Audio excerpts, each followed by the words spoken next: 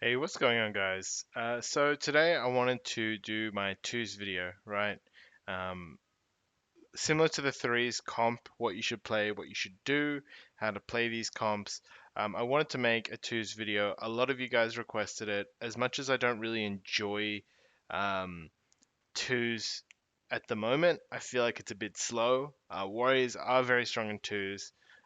It is probably a really easy way to get into arena without like having to deal with the coordination and sort of like ruckus that threes entails.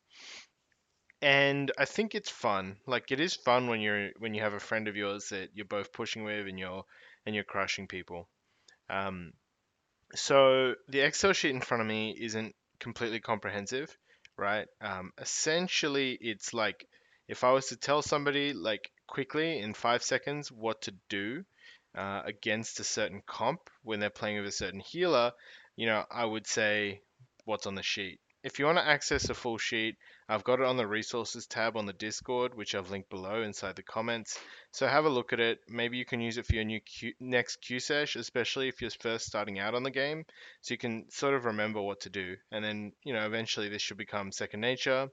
If there's any people who are very experienced in twos who are watching this and I've said the wrong thing, let me know. I'm completely open to editing any of this. Um, how we've got it listed is on the, I guess, y-axis. I've got the healer that you're playing with, H-Pal, and like all this assumes that you're playing a warrior, right? Warrior H-Pal, warrior Disc, warrior Arsham, warrior Druid. I don't have Mistweaver there, and I don't have double DPS. I just haven't played enough double DPS or with any Mistweavers this season, actually. So I don't really want to make comments on that without having any experience doing it. Um, so what I guess how to use this is you still need to like have the general positioning and I guess guidelines that I've taught you in the other videos and in my twos reviews, but this is like the base idea in my head about how I'm gonna win, and this is all off the top of my head as well, so there might be mistakes. Um, what I suggest doing is probably going through your own VODs and seeing whether you did any of this stuff. You probably did, but you need to really embed that. This is going to be quite a long video. I expect it to be like 20 minutes or so, where I'm going to cover the matchups. One other thing to note is that I haven't covered like every possible permutation of like Warrior H-Power versus Warrior Disc versus Warrior, like, because, that means that for the mirror, there's like, what is there, like one, two, three, four. You could be playing with any of these four versus any of these four. Um, there'd be way too much stuff to cover. So I've just given the general pointers. And obviously, as you play against these comps, maybe you can write these down yourself and say, look, when I verse a Warrior H-Power, I should do this, you know? So, we're going to go through the first one and we're just going to go down in line. Um, Looking at HPL Disc, Arsham, Druid as a warrior first. So, as warrior healer, warrior HPL versus a mirror, you really want to be using bops to either cancel huge goes from the enemy team. So, if he commits like a spear, sharpen, and colossal smash, then bop actually has huge value if you do it early, right?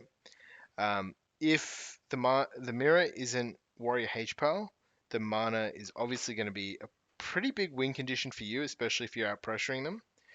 I would recommend playing warrior HPAL mirrors to be quite aggressive. I feel like the aggressor tends to win in mirrors. So, you can use Hodges to swap hard, or you can use Hodges to set up reps and blinds, and you can intervene your HPAL so you can actually get those reps off and hit the other warrior. I think one thing you really have as Warrior H-Pal that if you're versing Disc, Arsham, Ardruid, none of these guys have is you have so many immunities to absolutely cancel their go, and on the flip side, your bops also take off disarms. So you can bop aggressively, like you can bop a disarm off, so the warrior can stay super aggressive, and the enemy warrior can't hodge him. Sorry, he can't stormbolt him, he can't disarm him, the only thing he can really do is intervene his healer. So he's in really, really big trouble. So you have way more of these. You got two bops and a bubble, and you don't really have to cast heals. So you have so much room to play hyper aggressive, and that's what I would recommend as Warrior H-Pal against the mirror. As a disc priest, you're looking to win in 2 to 3 goes realistically before you go out of mana or you run out of cooldowns. One thing to note, make sure you're not DRing Fear, because I feel like Fear is your only major CC here. So, you can fear off a Fear, but the value of it can be really meh sometimes. So you really just want to make sure that you're not consistently doing that. When you get PI'd, I would commit a lot of your big cooldowns on this so it can kind of scale.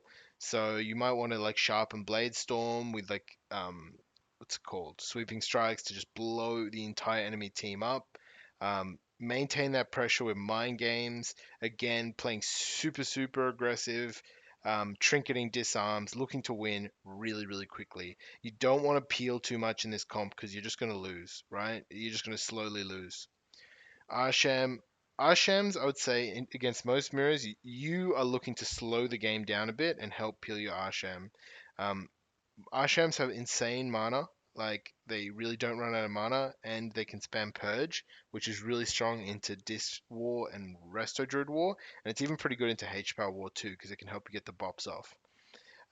You want to look to line up hexes with swaps, right? So if you hex a warrior, maybe hit the healer. If you hex a healer, hit the warrior. And, especially against H Power War, I think Arsham War is better than Disc and Druid, but H Power War will give you the hardest time because they can just play so much more aggressive on you and just bop your big goes. You want to look to play really, really smart and defensive against that and sort of peel out, help your Arsham kite consistently, right? Kiting is one thing that Arshams can do so much better than H-Powers in that. Resto Druids, I think Resto Druid Warrior is quite good into a lot of mirrors, especially if the Resto Druid plays quite passively, stands 40 yards away, calls for thorns on the big goes, and just cleaves.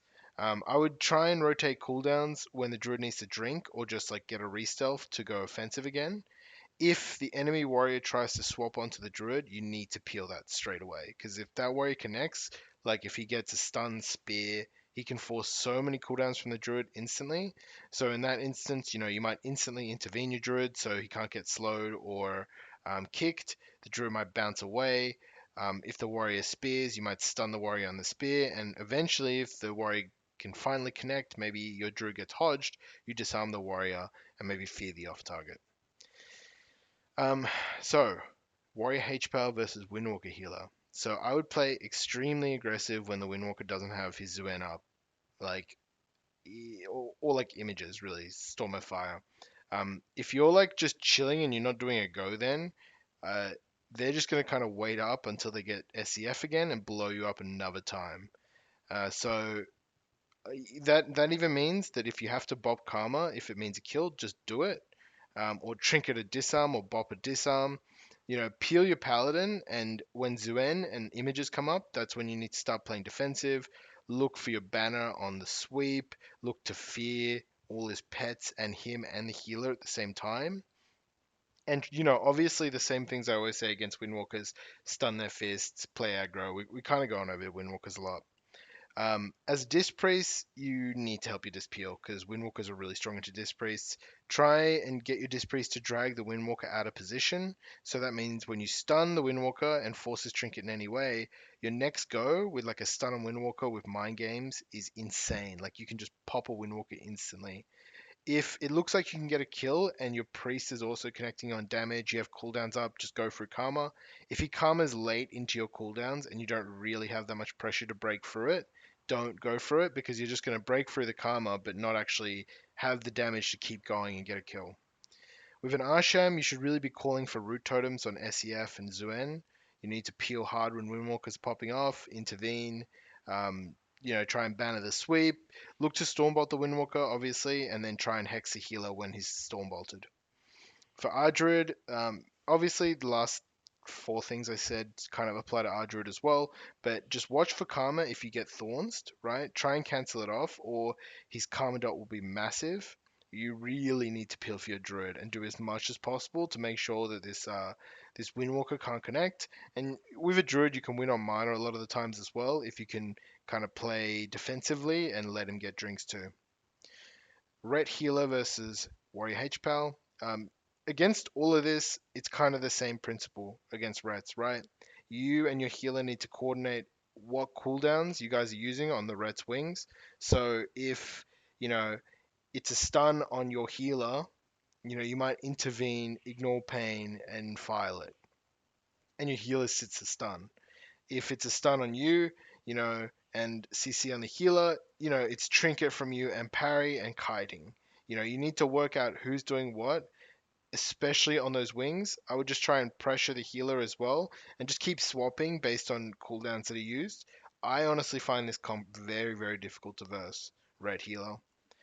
DH healer. DHs are quite popular now in twos. They're very good in twos as well. Like they're super underrated. I think a lot of people quit demon hunters as well, so there's less of them around, but they're still good in twos.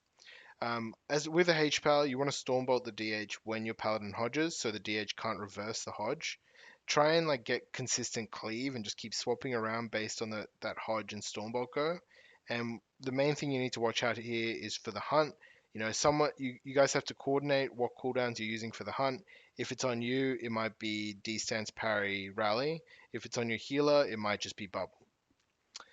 Disc Priest, this is kind of tricky because I feel like DHs still have mana burn, so they can blow through your priest mana and they've got good consistent damage. Um, Swap consistently based on cooldowns that are being dropped by the DH and their healer, because you really need to avoid like putting too much damage into a darkness or putting too much damage into a dome or something, because you need your damage to last and you need to essentially be able to out pressure them and force them to stay even with your priest mana. Against Arsham, sorry, with Arsham, help peel the Arsham. The roots on the Demon Hunters are like really big. Sometimes they have no way to get out of them, especially if their healer's far away. So, it'd be a good idea to maybe swap to the healer on roots. So the Demon Hunter has to sit it and you can kind of CC the, what's it called? Maybe you stun the healer when the Demon Hunter's stuck over there. Again, similar principles throughout the entire thing that I've mentioned here still apply. The main thing is, you have some good setups and DHs can't reverse Hex. Against an Druid, Demon Hunters seem to be pretty good against Druids. I feel like the Hunt, because it's a huge charge, can really close a big distance. And if your Druid doesn't bear in time, you're going to need to intervene, rally, even fear the Demon Hunter so he can't finish the Druid off. So big peels here, pretty much in all the Druid, you know, matchups, you're going to have to be peeling a lot more than you'd normally peel. Against a DK, you want to Avatar and Bladestorm. Like you can hold those honestly till the DK starts to kite. The DK is just trading with you, like right in your face. You should just be able to win. But a lot of the time, smart DKs will kite. Try and banner or disarm when he grips and does his big go. I like to keep swapping against DKs and just trying to maintain pressure with whoever I can hit. The kiting is really hard to deal with, so try and disarm the DK when he's low on HP. Ask your healer to help DPS too. And you can also Sparrow Flake Chains of Ice. And if you put Sparrow Flake up when he has his pets up and he doesn't actually get rid of the Sparrow Flake, for some reason the Sparrow Flick lasts for like 5 seconds and it reflects everything. And it's similar principles against all these matchups. And these are the ones where they're pretty like, I don't know, they're kind of the same thing that you do without like that much difference from the healer. There's going to be slight differences, but for the instance of time, I thought, these are going to be pretty much equal tips. Because I feel like Warrior is pretty strong into all of these comps. So SP healer, you just rotate, kick, Stormbolt, and Spellreflect. If you have shear, or Hodge or Dispel, you can really make this SP's life hell. When the SP tries to get CC off, try and banner or Overwatch it. And if when your healer is CC, just D-stance. Try and maybe even line of sight if you can. And you should just be able to beat this one if you just respect their cooldowns and even just look at holding Sparrowflake for mind games if they don't get good cross CC. Mage, usually mages will go with H-Pals if they're playing Mage Healer. So this one is just kind of like a damper. So what normally happens is a Mage Healer against a good Warrior Healer will get maybe 2 combusts. You want to you want to kick the fireballs when your healer's on Polydr, just so you can't farm combust too quickly. Usually their go will be a Hodge on the kill target and a poly on the off target, right? So one of you should be using a trinket for each combust He can usually get one combust every minute if he's good. So the first one, if the healer gets hodged, he might trinket dome or trinket ground. The second one, when he gets hodged, you might trinket fear, trinket rally, trinket overwatch. Just rotate those cooldowns around, and you should slowly beat this one with mana. Really don't let the HP get a drink. Hold your avatar Blade Storm to break roots, and just maintain uptime. Ellie healer, you really need to respect the Stormkeeper Sky Fury. If he drops Sky Fury, he's looking to do a go, even if you kill it. So just try and distance the second you see that. You can even reflect if he does get the Stormkeeper off, because it's not really clear when to reflect outside of that. It's all instant cast. Just try and maintain uptime on any target. If you're getting kited, swap. This one's probably going to go to damp as well. Against AF healer, look at goes on the AF lock when he's away from his gate.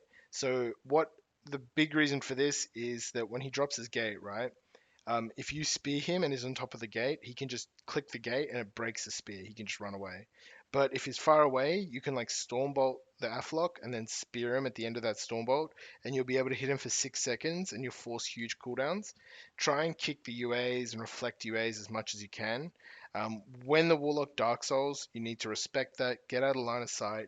CC the lock if that's what it like if you can't get to line of sight fast enough, and help your healer as well. Don't just sit there and B stance. And if you're wailing on the Aflock's healer and the Aflock is literally sitting on top of your healer and you're dying, you need to swap to the Aflock.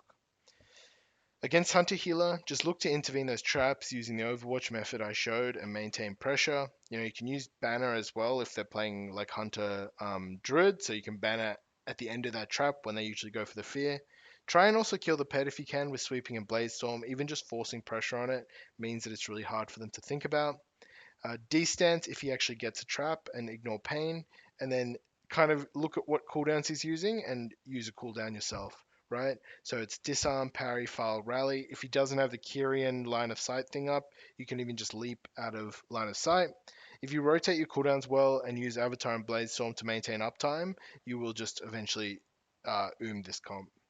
Against Rogue Mage, I think the biggest tip is if they open you with Combust, right? You need to instantly trinket wall, normally, right? And reflect. And then just assess the situation. If they're really close together, you can trinket fear. The risk is if they both trinket and restun you, you have no defensive on yourself, right? I tend to like just trinket walling and then going aggressive as possible on top of the what's it called? On top of the rogue. If it's not combust, but it's still a big go, you might have to trinket anyway. Because you like then your healer kind of has to hold his trinket for the blind, right? So if you have to trinket but you don't want to commit the wall, you could trinket rally file and reflect if it's not what's it called, a really big go, or you could like trinket disarm the rogue. You just have to kind of assess how big a go it is from their team and react accordingly. The way I often see people lose is they'll trinket and they won't use a defensive cooldown. So they won't rally, they won't file, they won't parry. They'll like trinket and then stun the rogue who trinkets it and kills you, right? So you do really need to pressure hard once it goes over. Try not to let them reset. If they reset, just hit the mage, hit the other target.